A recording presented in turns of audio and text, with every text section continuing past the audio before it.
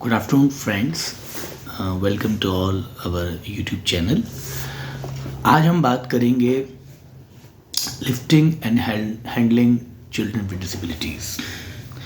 Lifting and handling is very important, especially with children with disabilities and person with disabilities and person with physically challenged people.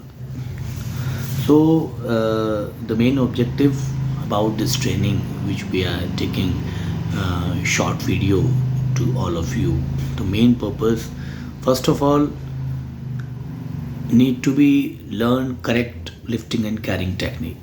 सही तरीके से किसी व्यक्ति को उठाना, किसी बच्चे को उठाना, उसको शिफ्ट करना, उसको बेड से व्हील चेयर पे या व्हील चेयर से बेड पर या wheel chair to normal so called chair पर करना। तो ये सब चीज़ें इज़ वेरी इंपॉर्टेंट कि किस टेक्निक से हम कर रहे हैं, बहुत ज़रूरी। साथ ही ड्यूरिंग द ट्रेनिंग सबको इसमें सीखना बहुत ज़रूरी है कि स्पाइन का स्ट्रक्चर क्या होता है। जो हमारी स्पाइन होती है, रीढ़ की हड्डी होती है, सबसे ज़्यादा वही इफ़ेक्ट होती है अगर incorrect lifting carrying technique use की जाए, गलत तरीके से बच्चे को या पर्सन को उठाया जाए या पेशेंट को। हम हॉस्पिटल के अंदर भी या होम केयर जो पेशेंट की चलती है उसमें भी हम देख सकते हैं कि अगर गलत तरीके से अगर उठाया गया तो वो पेशेंट भी उससे खतरे में आ सकता है, गिर सकता है, और जो उठाने वाले हैं उनकी स्पाइन रीढ़ की हड्डी में भी चोट आ सकती है, जो कि उनको आगे जाके बहुत तकलीफ़ दे सकती है। तो इसलिए सभी प्रोफेशनल्स और असिस्टेंट अटेंडर्स एंड केयरर्स को ये सीखना बहुत ज़रूरी है कि यदि कोई व्यक्ति लाइंग ऑन बेड है, उसका सिटिंग और स्टैंडिंग नहीं है, उसका किसी भी कारण से एक्सीडेंट या डिसेबिलिटी के कारण, तो उसको किस प्रकार से हमें ट्रांसफ़र करना है, शिफ्ट करना है किसी अन्य स्थल पर, वो जानना बहुत ज़रूरी है कि सही तकनीक क्या हो। देन लिफ्टिंग कैरिंग सेफ़ होनी चाहिए, जिससे कि वो व्यक्ति भी सेफ़ रहे और उठाने वाले भी सेफ़ रहें। तो इन बातों को ध्यान में रखते हुए हम आगे चर्चा अपनी बढ़ाएंगे। सबसे पहले हम बात करते हैं structure of the spine. Okay, spine जो होती है उसमें भाई जो स्ट्रक्चर होते हैं उसमें वर्टिब्रा होते हैं, many bone inside and which is the spinal cord. Vertebra जिन्हें हम नॉर्मल भाषा में लोग गुड़िया बोलते हैं, वो स्पाइनल कॉर्ड में होती हैं और एक नॉर्मल डिस्टेंस के साथ बनी रहती हैं। स्पाइनल कॉर्ड एक bundle of nerve from the brain, a few which pass between each pair of bones and to go to our muscles and other parts of the body। यानी ये जो रीढ़ की हड्डी है वो एक तरह का केबल वायर उसमें सारे जा रहे हैं, जो ब्रेन से आ रहे हैं, और वो सारे वायर सारी नर्व्स उस स्पाइन के अंदर से जा रही हैं और वो जाके जो है हमारी मसल्स डिफरेंट पार्ट्स में बॉडी के पहुंच रही हैं, जो सप्लाई करती हैं, कंडक्शन सप्लाई करती हैं। The nerve send messages from the brain to our muscle. भाई जो नर्व्स होती हैं वो मैसेज जो हमारे ब्रेन से, हमारा हमने हाथ को ऊपर किया, अभी नीचे किया है, तो मेरे ब्रेन ने मेरे नर्व्स को के थ्रू मसल को मैसेज दिया कि ये हाथ ऊपर जाएगा, फिर नीचे आएगा, फिर मुट्ठी बंद होगी, फिर खुलेगी। तो this all come through the message from the brain via nerves. और नर्व्स कहाँ से आ रही हैं? वो स्पाइन के अंदर से आ रही हैं, रीढ़ की हड्डी के अंदर से निकल के आ रही हैं। To our brain, our muscles for movement, to our organs is the heart, lungs and to control their function। यानी केवल मसल नहीं बल्कि हमारे हार्ट को भी मैसेज जा रहा है, उसके लिए भी नर्व सप्लाई हो रही है, लंग्स के लिए भी, लंग्स जो पाल्पेट हो रहे हैं, सांस ले रहे हैं, छोड़ रहे हैं, वो सब। And to our skin for sensation, ठंडा गर्म लगना, चोट महसूस होना, ये सब कुछ थ्रू नर्व्स ही सारा काम हो रहा है। सेंसी नर्व्स हो रही हैं, सप्लाई लेके जा रही हैं, motor command motor nerves supply लेके आ रही हैं कि वैसे करना है, तो ये सारा चैनल है। सो स्पाइन इज़ वेरी इंपॉर्टेंट, और लिफ्टिंग कैरिंग टेक्निक अगर रॉन्ग होती है, इनकरेक्ट होती है, तो स्पाइन इससे प्रभावित सबसे ज़्यादा होती है। इसलिए स्पाइन रीढ़ की हड्डी को समझना, कि फंक्शन को समझना बहुत ज़रूरी है, तभी हम इस पर और ध्यान दे पाएंगे कितना इंपॉर्टेंट है हमको लिफ्टिंग कैरिंग सही तरीके से करना। Functions of the spine: posture stability, the spine and muscle around like it keep us in a upright posture and balance। भाई जो स्पाइन होती है वो एक तो स्टेबिलिटी देती है, यानी एक तरह का तना है, स्टैम्प की तरह है हमारी बॉडी का, हमको एक स्ट्रेट अपराइट पॉस्चर दे रही है, हमको बैलेंस दे रही है, हमको स्थिरता दे रही है। दूसरा, movement, as there are so many small bones into the back, there is a lot of movements available between them, these enables them to bend and turn our bodies। भाई सारे मूवमेंट हो रहे हैं, राइट लेफ्ट हो रहे हैं, दाएं बाएं हो रहे हैं, वो सब स्पाइन के द्वारा ही हो रहे हैं। Protection of the spine cord and nerve, spinal cord को प्रोटेक्शन देगी स्पाइन जो बाहर बनी है, और नर्व्स को। नर्व्स अगर डैमेज हुई तो मान बड़ा सुनना चला गया, बोलना चला गया, देखना चला, मतलब कुछ भी हो सकता है, तो सारा प्रोटेक्शन का काम भी स्पाइन करती है। डैमेज टू द स्पाइन, अब स्पाइन डैमेज होती है तो क्या है? In India back pain in which second highest cause of the people taking sick leave from work. Bharat के अंदर ये पाया गया कि सबसे ज़्यादा लोग जो छुट्टी लेते हैं उनमें सबसे ज़्यादा मुख्य कारणों में कमर दर्द एक है।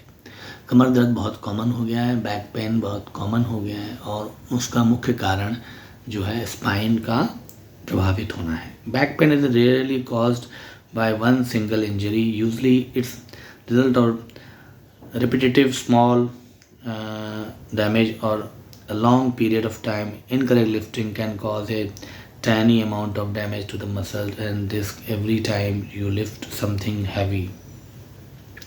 भाई धीमे धीमे होता है, आपने सपोज एकदम भरा सिलेंडर उठा लिया अचानक से, या कोई ऐसी चीज़ उठा ली जो बहुत भारी है, जो आपको अकेले नहीं उठानी चाहिए, या किसी व्यक्ति को शिफ्ट करना है, आपने अकेले ही दम लगा दिया।